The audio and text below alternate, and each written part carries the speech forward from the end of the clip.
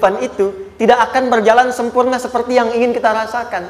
Selalu akan ada perbedaan pandangan. Ya, bahkan dalam kehidupan rumah tangga saja, ya maaf ya, Anda misalnya seorang istri mau ke sini saja mungkin masih bisa beda pandangan, warna apa untuk jilbab yang dipakai. Ya, dengan suami bisa berbeda. Papa, bagus yang mana ya? Hijau atau kuning? Ah, kayaknya yang hijau deh gitu kan. Enggak, kayaknya kuning deh gitu kan. Masih mending ada dua pilihan, begitu dipakai pink. Bisa berbeda. Anak bisa berbeda. Jadi kesan pertama yang ingin dibangun bahwa dalam kehidupan sudah pasti akan ada keragaman pandangan. Dan yang kedua, yang tidak normal, keragaman pandangan itu boleh jadi melahirkan tindakan-tindakan yang kontraproduktif. Mungkin akan mendapatkan celaan. Allah dicela, malaikat dicela, Rasul dicela, Nabi dicela, sahabat dicela, tabi'in dicela, ulama dicela. Kita siapa yang mungkin belum menjadi bagian dari orang-orang itu dan ingin bebas dari celaan? Itu mustahil. Jelas sampai sini? Jadi kalau mendapatkan celaan, berbahagialah, berarti kehidupan kita normal. Jelas? Pernah mendapatkan celaan dalam hidup? Halo? Pernah disoal oleh orang lain? Pernah direndahkan oleh orang lain? Nah, Allah tuh memberi kesan kepada kita, jangankan engkau Rasul yang paling mulia saja pernah mendapati itu. Tapi bagaimana seni mendapatkan ketahanan sehingga dalam dicela pun tetap tenang. Dalam disoal pun tetap hatinya nyaman. Karena ketenangan itu yang membawa pikiran tenang dan tindakan yang terukur. Dan kadang-kadang ketenangan itu lebih penting bahkan dibandingkan dengan harta yang berlimpah. Seringkali saya berikan perbandingan dari sejak dulu kita belajar kan. Coba pilih mana? Saya yakin masih konsisten. Pilih mana? Kaya tapi gelisah atau miskin tapi tenang? Tidak boleh ada pilihan ketiga, saya tahu itu. Kaya tapi gelisah atau miskin tapi tenang? Pilih mana? Ya, saya tahu kan. Kaya tapi tenang. Oke, di fase ini wahyu belum turun. Nabi sudah ngajar, turun wahyu, turun al-alaq, turun beberapa surah. Tiba-tiba ada masa jeda, wahyu belum turun. Sepekan belum turun. Sebulan belum turun. Disitulah muncul seakan ada amunisi bagi orang-orang yang tidak senang dengan Nabi, tidak senang dengan ajakan Nabi pada kebaikan. Ini poin yang kedua. Kalau Anda berbuat baik, pasti ada tantangan. Ingat ya, kalau Anda berbuat baik, apapun itu, pasti ada tantangan. Yang menguji konsistensi kebaikan itu apakah serius untuk dilakukan atau tidak. Maka mulai muncul tuduhan. Lihatlah, Muhammad udah ditinggalkan sama Tuhannya. Tuh Muhammad udah gila tuh, naik turun bukit, naik turun lagi, kayak orang bengong. Muhammad udah ada beban di pundaknya. Jangankan umatnya, Rasulnya saja yang mengklaim Rasul, punya masalah katanya. Ya kan? Dan ditinggalkan Tuhannya, kok masih mau ikut Muhammad? Maka dalam keadaan itulah kemudian ditunggu, naik turun, turunlah kemudian dua surah sekaligus, surah 93, surah 94, yaitu surah Ad-Duha dan Al-Insyirah.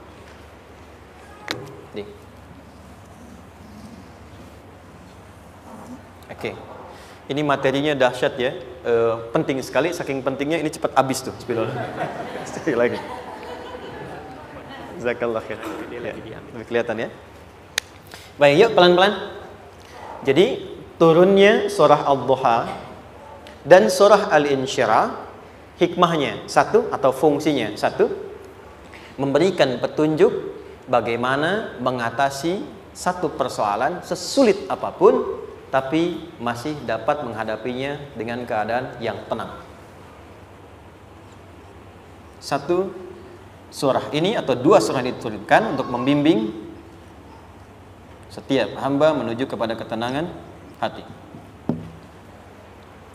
Dua, membangun kekuatan mental sehingga dalam situasi apapun dia tetap kuat mengatasi berbagai persoalan kehidupan. Nanti terapannya banyak, di bisnis ada. Nanti saya turunkan contohnya. Kadang-kadang ikut tender, sudah bagus, sudah menang, tapi proyeknya diambil orang. Ada yang begitu? Nanti ada ayatnya, ada. Nanti kita turunkan. Udah siap-siap, kan? Pengen melamar, ternyata keduluan orang, gitu kan? Udah siap-siap, pengen dapat ini, mau lulus, ternyata nilainya nggak seperti yang diharapkan. Muncul, ada, selalu ada demikian. Nanti kompleksitasnya banyak. Tapi dua surah ini kalau kita bisa kuasai artinya dengan baik, pahami dengan benar, maka akan ada sesuatu yang beda yang terasa dalam jiwa kita dan kesiapan mengatasi setiap persoalan dalam kehidupan. Yuk kita baca dulu ya supaya dapat keberkahannya dari dua surah ini. Saya bacakan, Anda ikuti ya. A'udzu billahi minasy syaithanir rajim.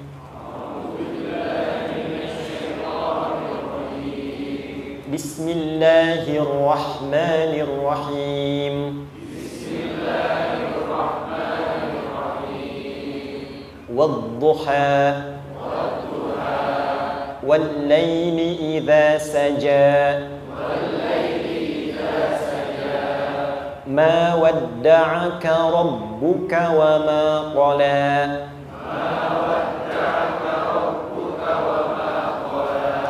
ما ودعك ربك وما قلى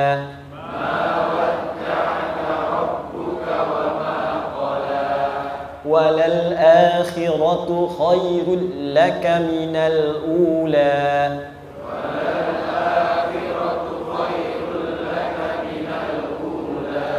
ولسوف يعطيك ربك فترضى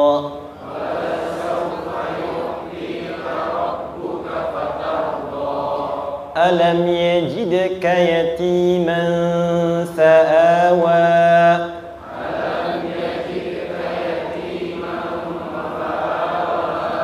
ووجدك ضالا فهدى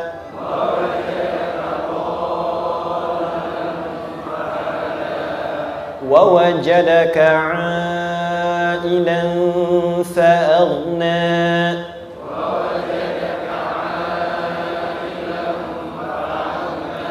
فأما اليتيم فلا تقهر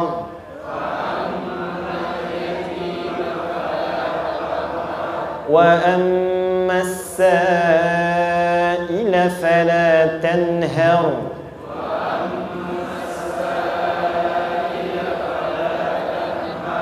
وأما بنعمة ربك فحدث.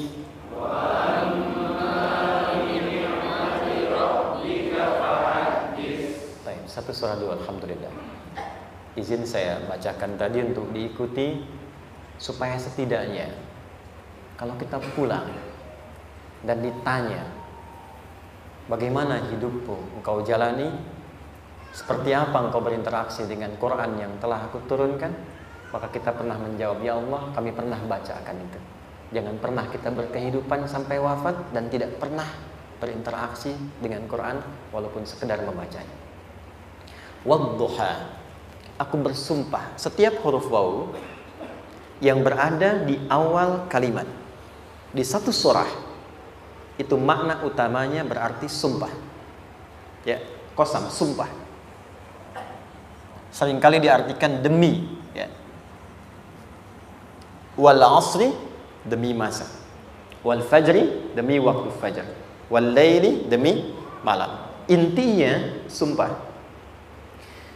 Sebentar, pelan-pelan. Kalau Allah menyampaikan sesuatu kepada kita, yakin tidak? Saya ulang, yakin tidak? Serius? Hah? Kalau yakin, kenapa tidak dilakukan? Ya, itu pertanyaan besar ya. Baik. Kalau Allah menyampaikan, tidak bersumpah pun, harusnya kita yakin. Tapi kalau Allah bersumpah, dalam kaidah ilmu tafsir, berarti ada sesuatu yang sangat penting, yang saking pentingnya akan sangat dibutuhkan oleh setiap hamba, sehingga diminta setiap hamba itu fokus menyimak apa yang mau disampaikan. Bahkan saking pentingnya menyimak itu, Allah bersumpah. Jelas? Kalau teman-teman menemukan di Quran ada ayat dibuka dengan sumpah, berarti ada kasih Allah yang tinggi yang akan disampaikan di ayat itu sampai meminta kita fokus untuk menyimaknya. Ad-duha, untuk memudahkan maknanya, teman-teman kalau waktu duha itu jam berapa ya? Oke, sebetulnya dimulai sejak matahari itu mulai naik, yang memantulkan ya atau menyinari cahayanya itu mulai terasa lembut. Ya, kalau misalnya kita ambil 1,5 jam setelah subuh. Sekarang subuh 4:30 lah, taruhlah 4:30 ya. 1,5 jam berarti jam 6 kan? Nah, itu awal duha tuh. Awal duha. Sampai ke pertengahan kurang lebih 9:30, jam 10. Akhir duha jam 11 sampai menjelang ke zuhur. Awal duhanya disebut dengan syuruk namanya. Syuruk. Jadi syuruk itu awal duha. Kalau sudah jam 6 ada cahaya matahari ya. Enak nggak ke tubuh kita itu? Nyaman nggak? Jam 8 enak nggak kalau berjemur ya? Jam 9 enak ya? Nah, ini kata kiasan dalam bahasa Arab. Kalau kita merasakan sesuatu yang enak, nyaman, memberikan manfaat yang banyak, itu orang Arab sering memberikan kiasan dengan waktu-waktu tertentu. Di antaranya duha. Jadi kalau kita menemukan kalimat duha, jangan langsung diartikan ke waktu duhanya.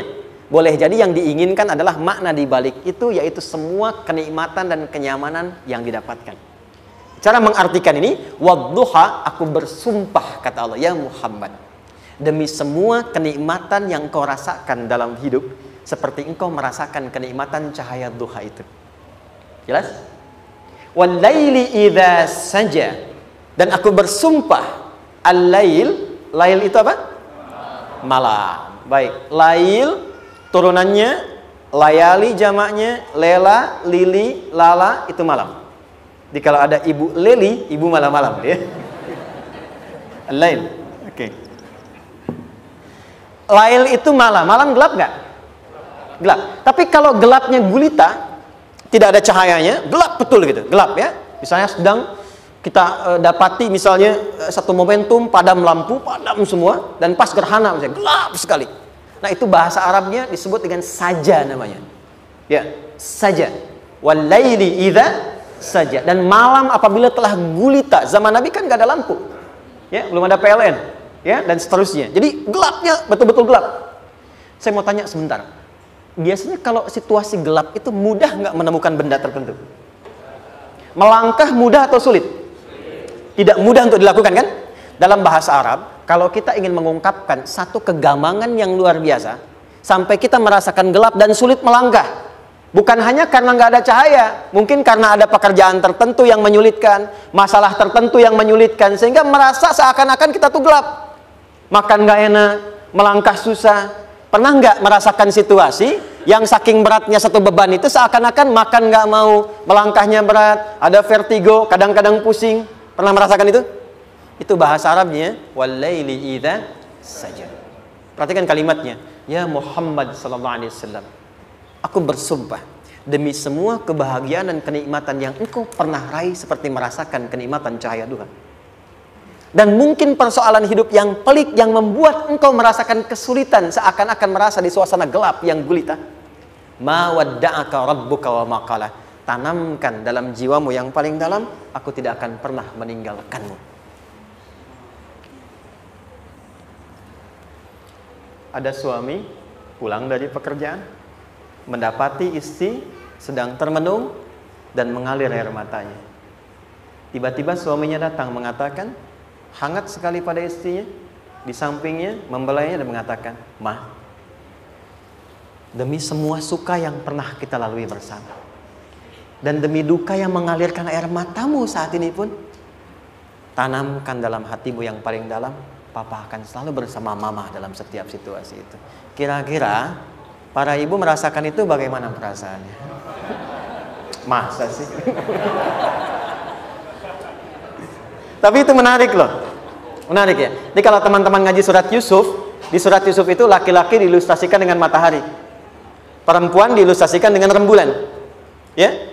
Inni ra'aitu ahada asyara kaukaba wasyamsa wal qamara ra'aituhum li sajidin. Ayah, aku melihat bulan dan matahari serta 11 gemintang sujud hormat kepadaku. Jadi matahari diartikan itu sebagai laki-laki, suami, ayah. Kenapa disebut matahari? Diilustrasikannya, matahari itu kan menyengat dengan kuat. Kalau kita menjemur, mengeringkan pakaian, melindungi. Tipikal suami itu melindungi. Ada yang ganggu istri, sengat dengan kuat. Ada air mata yang mengalir, hei, keringkan itu sehingga tidak larut air mata mengalir di pipinya. Itu matahari. Sebaliknya rembulan. Rembulan itu kan enak dipandang, bukan bulannya ya, bukan bulannya. Kalau bulannya kan desainnya nggak sempurna, baik terlihat. Tapi cahaya rembulannya. tampil dengan indah, tampil dengan baik, enak dipandang, menenangkan, dan tidak tertukar. Jangan sampai ada istri jadi matahari, suami jadi rembulan.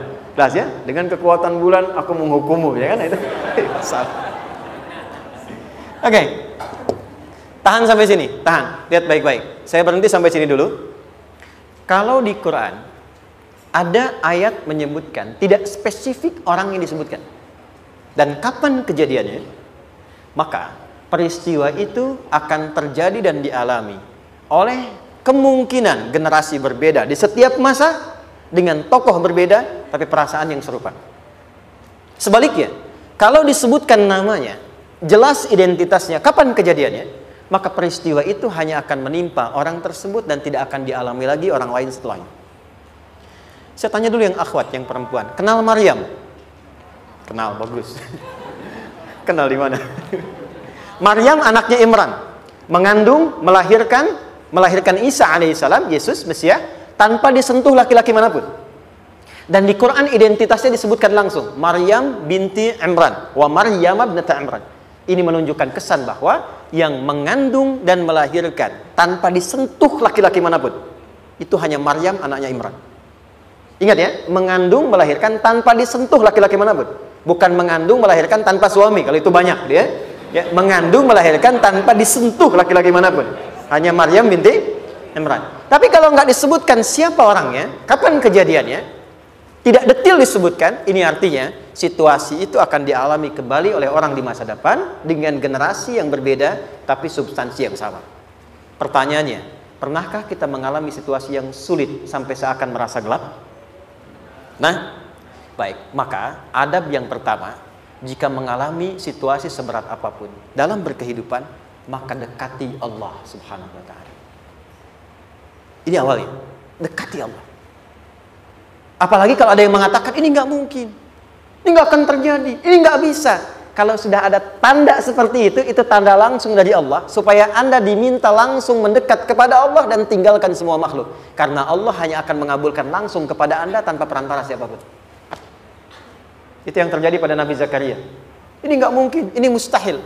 Maka beliau langsung memohon kepada Allah dan langsung menyebutkan, ya Allah, saya minta darimu saja, tidak dari yang lain. Maka dikabulkan seketika.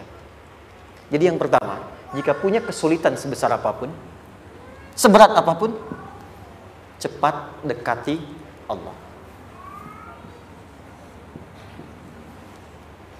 Maka di situ akan dijawab langsung oleh Allah, ma wadda'aka rabbuka wa ma qala. Hambaku, sepanjang engkau mendekat kepadaku, maka yakinkan dalam dirimu, situasi apapun yang kau rasakan, aku tidak akan pernah meninggalkanmu. Sudah? Satu? Paham sampai sini? Oke. Pelan-pelan ya. Saya belum bicara caranya. Saya baru bicara di awal motivasinya. Dekati Allah dulu, nanti caranya didetilkan di surah Al-Insyirah. Teruskan.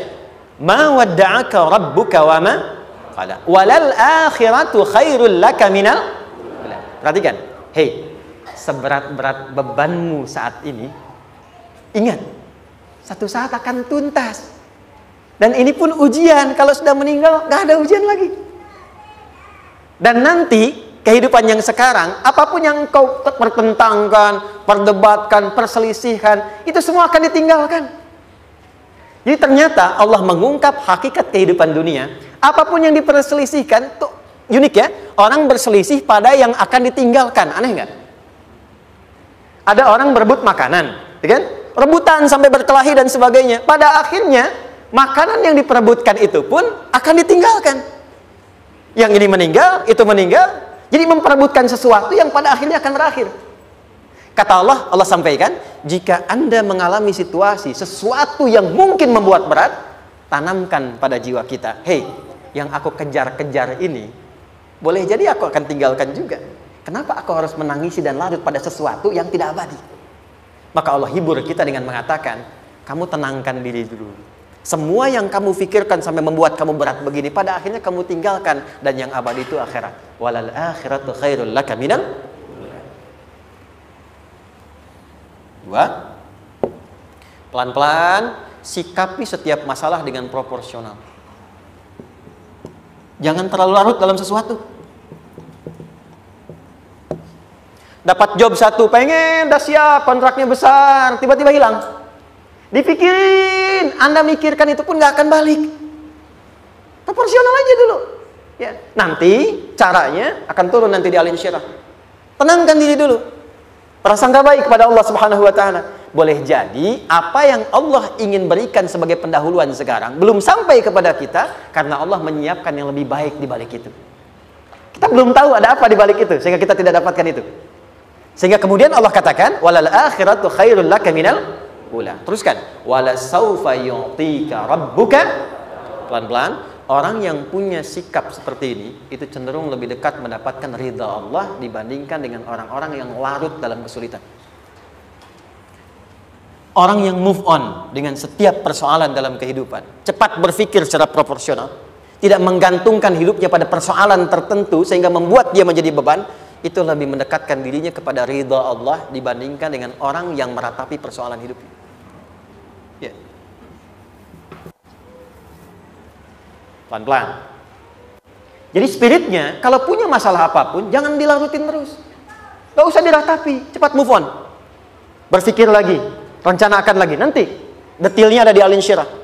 Tapi poin besarnya, janji Allah mengatakan, kalau Anda bisa move on, proporsional, maka yang dijanjikan oleh Allah, di situ Allah percepat datangnya ridha Allah Subhanahu wa ta'ala. Kalau ridha Allah sudah datang, maka akan dua yang diberikan. Pertama kali, ketenangan di dalam jiwa. Dan yang kedua, kemampuan untuk berikhtiar lebih baik mencapai apa yang diinginkan. Satu, kalau ridha Allah sudah diberikan pada seorang hamba, yang pertama diberikan ketenangan dalam jiwa. Bukan dunianya dulu. Bukan apa yang Anda ingin harapkan dulu. Pengen sesuatu, ya, pengen materi, pengen kedudukan, pengen lulus anaknya ujian, ya kan? Tiba-tiba terjadi sesuatu, diratapin, alih-alih meratap, alih-alih membuat status, alih-alih menyulitkan diri, kata Allah, terima dulu proporsional. Setelah itu dekatkan diri kepada Allah, turun ridha Allah, begitu turun yang pertama diberikan ketenangan kepada hati. Tenang dulu. Kalau sudah tenang, nanti dibimbing menyelesaikan apa yang sedang dihadapi itu. Itu poin yang ketiga. Pelan-pelan. 4. Kita masuk ke detail sekarang. Perhatikan baik-baik. Ini yang paling menarik. Alam yajidka yatiman fa'awa. Muhammad SAW, bukankah dulu engkau yatim? Punya banyak masalah? Aku selesaikan juga. Ayahmu meninggal sebelum lahir, ada ibu. Ibu meninggal, ada kakek. Kakek meninggal, ada paman. Ya kan? Ada teman yang menemani Sayyidah Khadijah. Teman yang setia. Semua kebutuhan tersedia. Artinya Pak, perhatikan baik-baik. Kalau Anda punya masalah sekarang, jangan sampai melupakan yang dulu-dulu pun pernah tuntas Allah selesaikan. Jadi kalau sekarang sedang punya persoalan, jangan sampai satu masalah ini membuat Anda kehilangan harapan dan kehidupan. Sementara Anda sadar dulu pun banyak masalah kok selesai juga. Kenapa dengan yang satu ini kita harus jatuh? Sekarang usia berapa? 20, 30, 40, 50. Sekarang usia 50 tahun, ada masalah, baru 5 menit datang sudah merasa jatuh. Yang 50 tahun ke belakang yang banyak selesai itu kita nilai atau tidak? Maka kata Allah, seperti yang dulu pernah aku selesaikan ribuan masalah itu, yang sekarang pun mudah aku tuntaskan. Jelas? Nah, secara psikologi, orang-orang yang selalu bertindak seperti itu akan selalu punya harapan lebih tinggi untuk menyelesaikan persoalannya. Jadi kalau sedang punya masalah, pikirkan yang dulu juga selesai, masa yang sekarang nggak selesai. Itu prinsipnya. Secara psikologis demikian. Jelas ya? Oke. Wa wajadaka dhallan fahada. Muhammad, dulu engkau pernah mengalami melihat masyarakat banyak berbuat yang tidak baik, aku berikan petunjuk. Kuncinya fahada di situ. Orang yang punya motivasi kuat dan keyakinan untuk bisa menyelesaikan persoalannya, maka dia akan lebih cepat mendapatkan petunjuk Allah untuk mendapatkan solusi terbaik. Ada sini. Saya agak cepat ya, mohon izin. Wa wajadaka 'ailan fa'aghna. Bahkan, maaf, bukan sekedar selesai. Kalau perlu saya bikin kaya, kata Allah. Aghna itu kalau ilmunya luas. Kalau harta, hartanya banyak. Kalau kedudukan, kedudukannya tinggi. Hei, engkau yang sedang mengejar kedudukan, aku tahan sebentar karena ada yang nggak bagus untukmu di sini. Tapi kalau kamu terima, aku angkat itu lebih daripada apa yang kamu harapkan. Kamu pengennya bintang 2, aku naikkan sampai bintang 4. Kalau perlu 5 sekalian. Hei, kamu yang ingin kampus di sini, aku tahan, bahasa kamu nggak lulus, kamu nangis, kamu mengadu, kamu datang pada orang tuamu. Orang tua mulai protes, mulai curhat, macam-macam. Terima dulu. Mungkin di sini ada yang tidak baik, seperti doa ibumu yang sering memohon, ya Allah, jangan sampai anakku berbuat yang salah. Jangan sampai terjebak narkoba. Jangan sampai terbawa tawuran. Di sini ada yang kurang tepat untukmu. Kalau kamu ridha, kamu terima, kamu proporsional, bahkan aku pindahkan ke kampus yang lebih baik yang tidak kamu bayangkan sebelumnya.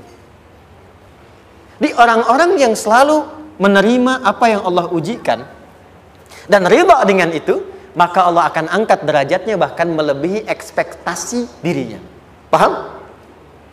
Kalau sudah seperti itu, maka lihat ujung ayatnya. Lihat ujung ayatnya. Fa'ammal yatima fala taqhar. Maka jangan pelit berbagi kepada orang lain. Share. Kalau sudah sukses, share. Berbagi, bukan hanya materi, bagi ilmunya, ya, bagi kebahagiaannya. Wa ammas sa'ila fala tanhar. Jangan sampai nunggu orang minta. Kalau lihat ada kawan yang butuh, sekarang Anda sukses. Tapi boleh jadi kesuksesan Anda itu tangganya dari teman-teman Anda. Kalau sudah teraih ke atas, lihat lagi anak tangganya ke bawah. Ajak teman, jangan ditunggu minta. Ajak, bawa dia, berikan peluang. Jangan sampai dia minta, apalagi Anda bentak-bentak. Aku kan yang dulu bantu kamu. Jangan sampai keluar kata-kata itu. Kamu bisa naik di atas karena aku kan yang dulu bantu kamu. Kamu bisa jadi pemeran utama karena aku yang rekomendasikan. Karena aku yang dorong kamu. Misal, jangan sampai keluar kata-kata itu. Apalagi langsung keluar, tidak. Ini karena ilmuku saja misalnya. Kalau itu bisa dilakukan dengan baik, lihat ujungnya. Wa amma bi ni'mati rabbika fahaddits. Maka semua nikmat yang dirasakan akan mudah untuk diimplementasikan dan disyukuri. Jadi semua nikmat itu bukan cuma dirasakan. Jadi membagi semua nikmat itu adalah rasa terbaik untuk menikmatinya. Maaf ya, Anda kalau punya makanan, dimakan sendiri. Dengan dibagi sama-sama, kira-kira rasa nyamannya yang pertama atau yang kedua? Kedua. Makan sendiri, enaknya sendiri kan?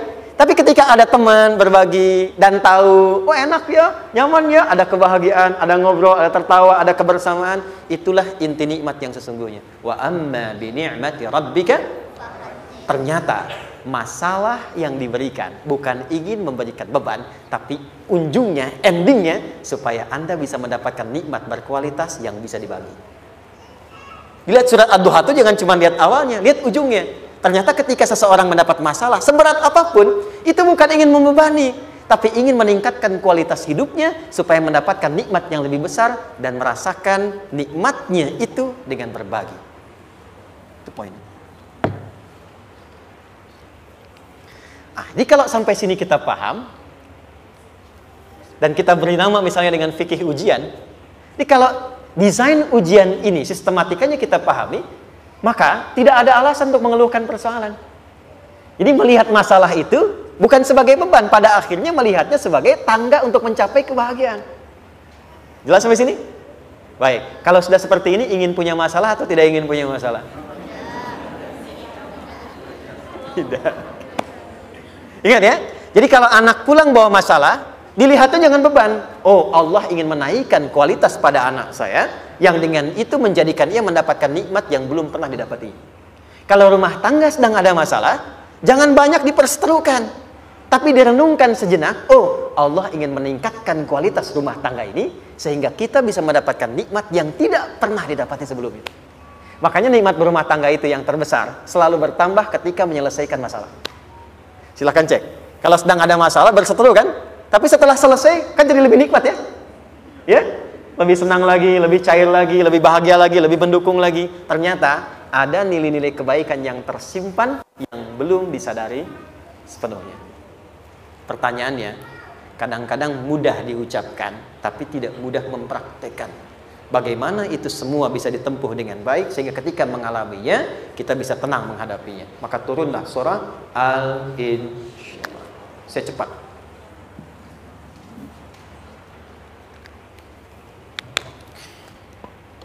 Teman-teman, ini apa? Kelas ya? Baik, pelan-pelan sedikit. Kira-kira volumenya besar kecil? Kecil ya? Baik. Kalau saya bandingkan dengan gayung, volumenya besar mana? Gayung ya? Baik. Kalau ini saya perlebar,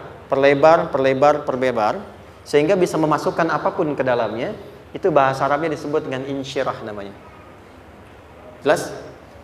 Meluaskan sesuatu sehingga terlihat lapang, sehingga memudahkan setiap hal masuk ke dalamnya. Itu insyirah namanya. Surah ini diberi nama dengan surah Al-Insyirah, yang berarti sesuatu yang lapang, yang tenang, yang nyaman. Yang diharapkan dengan keadaan hati yang lapang, nyaman, tenang itu, segala persoalan yang dihadapi dalam kehidupan akan mudah diterima dan tidak berdampak besar dalam menyikapinya. Maka bagaimana kemudian Allah memberikan turunan-turunan petunjuk supaya apa yang diharapkan ini bisa tercapai? Satu, izin mengilustrasikan. Saya kasih cerita sebentar. Ada seorang anak muda, kisah ini sangat viral, hampir setiap kita bisa mendapatinya. Datang kepada seorang kakek tua di sisi danau yang jernih sekali airnya. Dia berkeluh kesah tentang persoalannya. Dia katakan, saya punya masalah begini, begini, begini. Berat sekali terasanya. Kakek itu kemudian permisi, dia hanya membawa 2 genggam garam. Kemudian beliau bawa 1 gelas, ilustrasinya seperti ini. Dimasukkanlah kemudian garam itu ke gelas itu. Lalu diambil 1 gelas air yang jernih tadi dengan garam segenggam. Kata beliau, minum. Pemuda itu mengatakan, wah asin, minum aja dulu. Lalu ketika diminum, langsung ditumpahkan. Dia muntahkan asin katanya. Lalu setelah itu kakek yang tadi melepaskan segenggam sisanya, dilempar ke danau tadi yang luas. Lalu diambil lagi dengan gelas yang sama. Sekarang minum. Bagaimana rasanya? Segar, enak, nyaman. Itulah hatimu. Kalau hatimu sempit sesempit gelas ini, maka masalah sekecil apapun akan selalu menghadirkan kesulitan seperti engkau menelan garam tadi. Tapi kalau hatimu luas, sebesar apapun masalah, tidak akan pernah berdampak pada dirimu kecuali engkau mampu menyusun rencana untuk mengatasinya. Kelapangan hati yang membuat diri kita mampu menerima persoalan apapun, itu yang disebut dengan insyirah. Makanya dulu tahun 90-an ada sinetron Hati Seluas Samudra gitu ya. Saya pernah tahu itu. Sama anaknya diapa-apain juga, oh masih aja ya menerima gitu. Dulu siapa ya? Jeremy Thomas dan lain-lain ya. Saya kira ada gitu. Ya, saya kira itu ya. Saya pernah lihat sejenak ya. Saya jarang-jarang nonton gitu. Pernah lihat aja. Saya senang riset. Jadi kalau riset itu ada riset dakwah, ada riset materi. Saya teman-teman yang musik gitu ya. Saya tidak tidak terlalu dekat dengan musik karena saya di Quran gitu. Tapi untuk mengetahui hukum musik itu bagaimana, saya riset. Sampai ke notasi saya tahu. C D F G A B C D F G D F G A B C D A B C D F G A F G A B C D E B C D E F G A B C D gitu kan ya? Ya, tapi kalau diminta piano, gitar, ini saya nggak bisa. Ya, tapi untuk menentukan hukum, nah kita bisa paham gitu. Misalnya boleh nggak baca Quran pakai langgam Jawa gitu kan? Nah hukumnya apa? Nanti dari teori itu muncul. Ya, paham ya? Nah, oke, balik sini. Perhatikan baik-baik.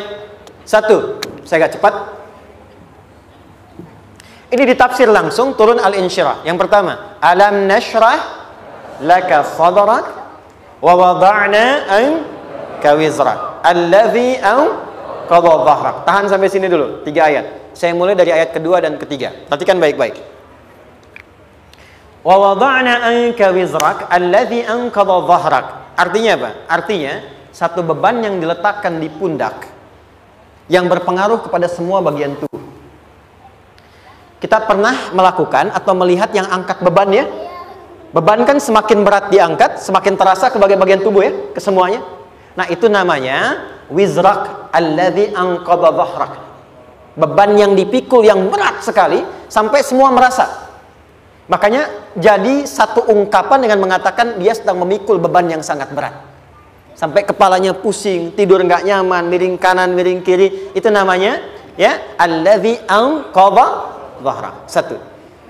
Saya percepat, akan ada satu masa dalam hidup setiap hamba merasakan satu persoalan yang seakan-akan beban berat yang dipikul sampai merasa kesulitan dari ujung kepala sampai ujung kaki. Siapapun itu. Jujur ya, setiap kita tanyakan pada diri sendiri. Setiap kita yang ada di sini, saya yakin pasti pernah atau bahkan akan mengalami satu peristiwa yang merasakan beban berat sampai seakan-akan ujung kepala sampai ujung kaki merasakan sakitnya. Ada yang sudah mengalami atau bahkan nanti akan ada yang melalui. Perhatikan baik-baik. Teruskan ayatnya. Wa rafa'na laka. Perhatikan. Kalau ada yang sedang merasakan itu, yakinlah kata Allah, pada saat itu sesungguhnya Allah sedang mengangkat derajatnya dan meningkatkan kualitas hidupnya untuk mencapai sesuatu yang istimewa yang belum pernah diraihnya. Dari sini kita buat persamaan. Ujian, perhatikan, berbanding lurus dengan harapan, banding lurus dengan solusi nanti pada akhirnya. Fokus. Lulus di sini, insya Allah setiap persoalan akan lebih mudah untuk diatasi. Ujian, seberat apapun yang sedang kita alami, tidak akan pernah diberikan kepada kita oleh Allah, kecuali ternyata hikmahnya untuk mengabulkan harapan-harapan besar yang sebetulnya kita mintakan. Jujur ya, setiap kita kan sering punya permohonan ya, sering berdoa ya. Ya Allah minta ini, minta itu, minta ini, minta itu, gitu kan? Nah, cara Allah mengabulkan harapan kita itu, yang pertama, jalurnya lewat ujian. Karena semua kesuksesan itu, desain dasarnya adalah melewati ujian. Coba, anak-anak kita yang sedang sekolah itu, apa mungkin diwisuda dengan penuh kebahagiaan kalau nggak mengalami ujian? Hah? Lewat ujian dulu kan? Dia belajar dulu, ujian dulu, ngatasin soal dulu, lulus, baru wisuda. Apakah mungkin akan dapat IPK 4 yang diharapkan kalau tidak mengalami ujian? Belajar dulu, ya kan? Ada waktu, sempat dia bangun malam, siang, dan seterusnya, belajar, keringat, dan sebagainya, baru bahagia kan? Dan ternyata belajar itu untuk diwisuda. Sebab kalau kita tidak belajar, mustahil dapat wisuda. Kalau tidak lewat ujian, mustahil dapat ijazah. Karena ternyata harapan itu, hukum dasarnya dalam berkehidupan, bisa diraih dengan melewati ujian. Ini poinnya. Jadi mohon, kalau sedang mengalami sebuah peristiwa dan kita harus menghadapi itu, coba renungkan, sebetulnya pernah berdoa apa sampai kita mengalami itu, sehingga dengan jalan itulah sebetulnya Allah ingin mengabulkan harapan yang dulu pernah kita mintakan. Jelas? Oke, satu. Yuk turunkan rumus ya pelan-pelan. Quran surah kedua ayat 286. Ini kesini dulu, baru nanti kita balik lagi. 2 Al-Baqarah ayat 286. La yukallifullahu nafsan illa usaha. Tahan sampai sini. Lihat baik-baik. Hukum yang pertama. Hukum pertama. Allah tidak mungkin menguji seorang hamba di luar batas kemampuannya. Di kaidah yang pertama tadi, kalau kita sedang diuji, sebetulnya ada harapan dan doa yang pernah kita mohonkan dan Allah ingin mengabulkan itu, jalan pertama adalah ujian. Tapi adilnya Allah, tidak akan pernah kita diuji kecuali sesuai dengan kemampuan kita. Jadi kalau nggak mampu, nggak mungkin diberikan ujian. Ingat ya, kalau tidak mampu, tidak mungkin diberikan ujian. Artinya harapan yang kita mohonkan pun akan sesuai dengan kemampuan kita. Jadi kalau kita minta sesuatu nggak mungkin bisa menggunakannya, nggak akan dikasih. Nah, balik ke sini untuk memberikan ketenangan kepada hati kita. Kalau sedang menerima persoalan, setelah kita mengatakan, oh ini mungkin ada harapan yang ingin saya dapatkan, jalannya lewat sini. Untuk memberikan ketenangan kepada hati, begitu persoalannya tiba, langsung katakan pada diri kita, saya pasti bisa menjalaninya. Mustahil saya diuji kalau nggak mampu menjalaninya. Itu bahasa singkatnya. Ingat ya? Kalau ingin mudah menyelesaikan persoalan, kata Quran, setiap ada ujian, langsung katakan pada hati kita, insya Allah bisa. Gak mungkin saya diuji kalau saya gak sanggup. Jelas? Dan tanamkan itu pada hati yang paling dalam. Ini gak mudah. Kalau cuma disimpan di pikiran, jadi beban. Tapi kalau Anda tanamkan dalam hati, seberat apapun masalahnya, pasti saya sanggup. Pasti saya bisa. Pernah lihat dulu ada acara 90-an Benteng Hattori? Oke? Benteng Takeshi ya? Takeshi ya, gitu kan artinya kan bisa jawab ya. Saya tahu Ninja Hattori mendaki gunung lewati lembah ya tahu ya. Son Goku, Son Gohan, apa? Saya tahu itu. Son Goku, Kamehameha, Piccolo itu yang nulisnya Suzuki Watanabe, saya tahu itu. Benteng Hattori, balik lagi ya. Benteng Takeshi ya. Puncaknya kan main pakai itu kan, pakai tank ya dan sebagainya. Tapi pernah ingat gak satu episodenya itu? Begitu akan bertarung, kan selalu ada motivator di sampingnya itu mengatakan, ayo, kamu bisa, gitu kan? Wah, namanya. Dia nggak ngaji Quran tuh. Kita punya ayatnya. Pernah nggak? Buka lagi ya dulu ya. Oke. Korea, kenapa bisa nyusul Jepang? Salah satunya, waktu Jepang itu maju, setiap di Korea itu ditanamkan dari mulai anak-anak TK-nya. Kita harus daripada Jepang, harus lebih daripada Jepang. Sejak anak-anaknya TK. TK. Itu ditanamkan betul. Kita bisa, kita dari TK. Sehingga ketika di sana bikin Honda, sini Hyundai. Hyundai kan dibacanya Hyundai, ya kan? Sana Honda, sini Hyundai gitu. Di apapun yang dibuat Jepang, Korea harus lebih unggul. Itu ditanamkan dari awal. Bisa. Kita itu sekarang punya ayatnya. Jadi kalau sedang punya masalah seberat apapun, katakan pada diri kita, insya Allah bisa. Gak mungkin diuji kalau nggak sanggup. Bisa insya Allah. Bisa. Kenapa mah? Bisa. Jelas? Oke. Sudah di situ teruskan. Lanjutkan. Warafa'na laka dzikra. Teruskan. Fa inna ma'al usri. Nah, ini poin terbesarnya. Fa inna ma'al usri yusra. Fa huruf yang menunjukkan sesuatu berlangsung dengan cepat. Inna di ilmu nahwunya berbunyi begini, di gramatikal bahasa Arab. Harfun nasbin wa taukidin. Tansibul isma wa tarfa'ul khabara. Mabniun 'alal fathi la mahalla lahu min al-i'rabi. Paham? Tidak.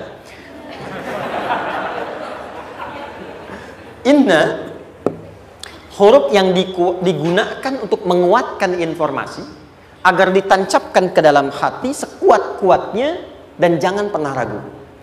Jadi kalau orang Arab itu nancapkan tongkat begini dan kuat, tidak goyah, itu nasab namanya. Nasabar rajula asahu fil ardi. Inna ini harfun nasab. Jadi kalau ada di Quran dibuka informasinya dengan inna, maksudnya begini, hei, tancapkan informasi dalam hatimu dengan kuat, jangan pernah ragu. Yakinkan pada dirimu. Apa yang harus diyakinkan? Ma'al usri yusra. Inna ma'al usri yusra. Usrun sama dengan yusrun. Lari ke sini. Oke. Apa artinya usrun? Sulit. Oke. Sulit itu ada dua. Ada sa'bun, ada usrun. Kalau kesulitan yang relatif, kata si A sulit, si B mudah, itu sa'bun namanya. Contoh, kata si fulan, bahasa Jepang susah. Padahal kata yang lain tidak. Saya ke Jepang, anak-anak kecil begini bisa bahasa Jepang, gitu kan? Bagi mereka mudah, gitu kan? Saking mudahnya gitu. Kata shiwa, gitu. Anak-anak kecil, bagi mereka mudah, bagi kita belum tentu. Itu sa'bun. Inna lughatal yabaniyya sa'bah. Relatif. Tapi kalau kesulitan yang sifatnya mutlak, semua orang mengatakan sulit. Maaf, bawa mobil, sulit atau mudah? Bukan mengendarai ya, bawa mobil, bawa. Sulit ya? Sulit ya? Baik, sepakat sulit semuanya. Nah, itu dalam bahasa Arab dikenal dengan usrun. Kesulitan yang semua sepakat bahwa itu susah. Sulit, semua sepakat.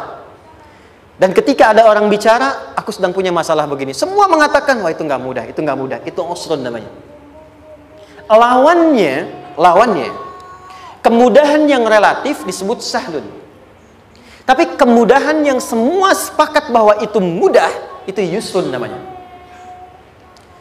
Mengangkat spidol, semua mengatakan mudah, ringan. Itu yusrun namanya. Perhatikan, Allah tidak memasangkan sa'bun dengan sahlun, tapi memasangkan usrun dengan yusrun. Orang-orang yang punya keyakinan kuat, setiap persoalan itu akan selesai. Dan dia mengatakan pada dirinya, aku bisa melewatinya. Maka, perhatikan kalimat kata Quran. Inna ma'al usri yusran. Sesulit apapun masalah yang sedang dia alami, maka Allah akan datangkan solusi semudah-mudahnya yang bisa dia nikmati. Dengan kata lain, kalau kita bawa ke bahasa psikologi, kalau sedang menghadapi persoalan seberat apapun, selain kita mengatakan, ini pasti bisa saya lalui, saya insya Allah sanggup mengatasinya, katakan pada diri kita, ini pasti selesai. Pasti ada solusinya, pasti mudah. Katakan, walaupun memang solusinya belum datang, tapi tenangkan pada diri kita dengan mengatakan, inna ma'al usri yusra. Bahasa psikologinya, katakan pada diri kita, ini pasti selesai. Nggak mungkin nggak selesai, pasti ada solusinya, pasti mudah. Itu lebih memberikan harapan pada diri kita untuk menuntaskan persoalan dibandingkan dengan meratapinya. Jelas? Teruskan. Fa inna ma'al usri. Kalau masih ragu kata Allah, katakan lagi sekali lagi. Sampai hati kita merasa nyaman. Jadi kalau sedang punya persoalan seberat apapun, tanamkan pada diri kita, pasti selesai. Belum nampak, insya Allah pasti selesai. Gak mungkin diuji kalau nggak ada solusi. Itu lebih memberikan harapan. Setelah itu, fa'idha faraghta, mitigasi masalahnya, mitigasi persoalannya. Tuliskan, ini masalahnya apa? Rumah tangga. Apa saja misalnya, dia ada suami, ada istri, ada anak-anak. Masalah ada di mana? Kadang-kadang benangnya jadi kusut karena satu-satu nggak segera diselesaikan. Maka kata Al-Quran, fa'idha faraghta, satu-satu mitigasi dulu. Satu masalah di sini, lihat di suami, lihat di istri. Kalau pekerjaan, masalahnya apa? Sebelum bercabang kemana-mana, petakan. Apakah rekanannya? Apakah relasinya? Apakah kemampuannya? Apakah manajerialnya? Apakah marketingnya? Mitigasi, kotaki semua, selesaikan satu-satu. Setelah itu, apa yang dilakukan? Wa ila rabbika, tawakal sepenuhnya kepada Allah untuk menentukan hasilnya. Tawakal itu yang paling mahal.